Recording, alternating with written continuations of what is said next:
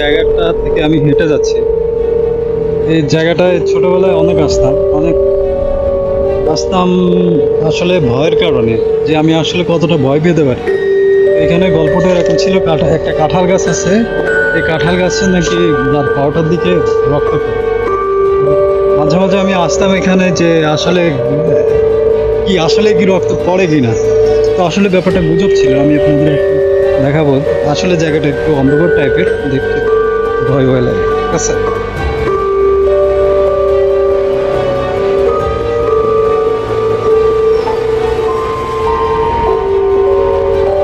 এই লোকেশনে কয়েকটা কবর আছে।